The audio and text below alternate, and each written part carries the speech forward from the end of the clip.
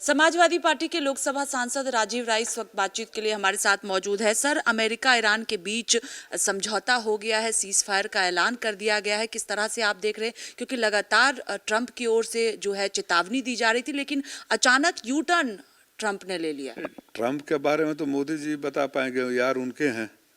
उसे पूरी दुनिया जानती है कि ट्रंप इस समय एक परेशानी का सबब बन गए हैं दुनिया के लिए, विश्व शांति के लिए। और जहाँ तक समझौते की बात है तो ये हमारे विश्व गुरु बताएं। ऑपरेशन सिंदूर के बाद कोई आपके साथ खुलकर खड़ा नहीं हुआ, पाकिस्तान के साथ जरूर दो चार खड़े हो गए। हालांकि पाकिस्तान की हमारी तुलना नहीं है, हम तो अपनी बहादुर सेना को बधाई देंगे और सोचते थे कि अगर सीज फायर नहीं हुआ होता तो बहादुर सेना हमारी पीओके को अपने कब्जे में ले ली होती, जिसके राग अलापते रहे भाजपा वाले। लेकिन जब मौका आया तो ट्रंप साहब का आदेश आ गया, चूंकि आदेश यार का था इसलिए मानना था। मध्यस्थता पाकिस्तान करा रहा है। मैंने कहा ना कि हमारे विश्व गुरु का उसमें अता पता नहीं है। भाई विश्व गुरु आप हैं, और पाकिस्तान जैसा देश जो भीख का कटोरा लेकर खड़ा रहता है उसको इम्पोर्टेंस मिल रही है। तो you have to rethink about our diplomacy, you have to rethink about track two diplomacy.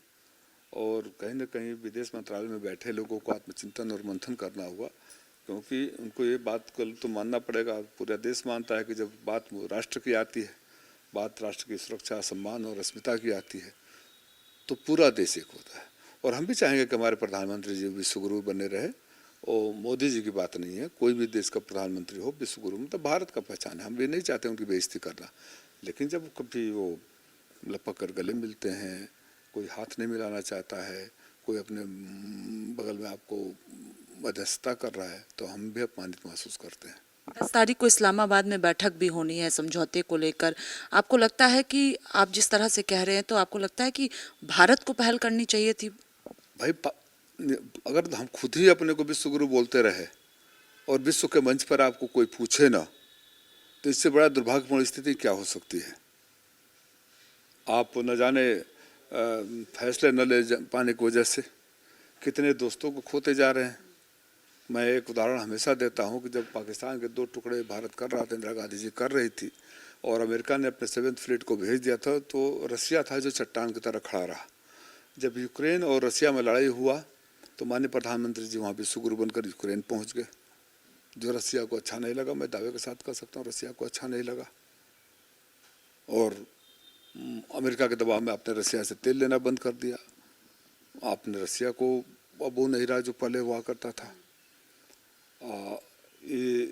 Iran में हमेशा ऐतिहासिक मित्र रहा, लेकिन खमनोई के मरने के 6 दिन बाद तक आप फैसला नहीं कर पा रहे थे कि शोक संदेश पर भी साइन करें या न करें।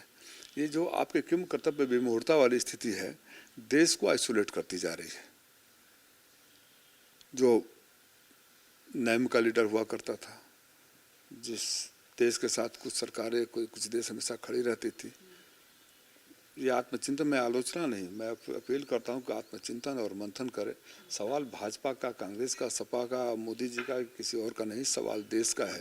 और जब बात देश की हो तो सबको सोचना, सबको आलोचना से परे होकर उस पर गंभीरता से। लेकिन सरकार तो एक इतनी अहंकारी है कि अगर उसको सुझाव दो तो आपको देशद्रोही साबित कर देगी, आपको पाकिस्तानी साबित कर देगी। इससे हटकर एक सवाल है कि खबर ये है कि उत्तर प्रदेश में विधानसभा चुनाव होने के बाद पंचायत चुनाव हो सकते हैं। संजय निषाद जो उत्तर प्रदेश सरकार में कैबिनेट मंत्री हैं, वो कह रहे हैं कि 2027 विधानसभा चुनाव के बाद ही पंचायत चुनाव हो तो ज्यादा अच्छा होगा। खैर, संजय निषाद का तो डर बोल रहा है, उनको पता है कि अगर अभी चुनाव हो जाए तो क्या होने वाला है। और जो संबंधित मंत्री हैं वो तो बहुत पहले बयान दे रहे थे कि वो बैलेट पेपर छप गया है, छप रहा है, तैयारी टाइम पर होगा। तो उस बेचारे को खुद ही नहीं पता रहता कि उनके विभाग में क्या हो रहा है, कौन फैसला ले रहा है।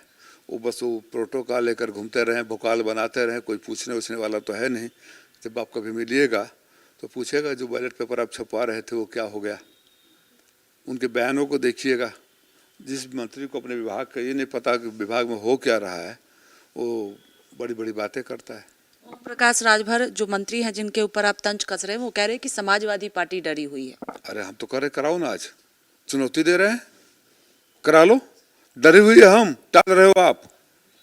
हाँ, मतलब अब मैं क्या बोलूँ इसको। समाजवादी पार्टी चाहती है कि 27 से पहले ही पंचायत चुनाव हो जाए। अगर वो ये कह रहे हैं तो डरी है तो मैं चुनौती देता हूँ कि तत्काल घोषणा करें, या तो स्वीकार करें कि वो डरे हुए हैं। बहुत शुक्रिया बातचीत के लिए। कैमरा पर्सन सचिन के साथ स्वाति पाठक, भारत समाचार, दिल्ली।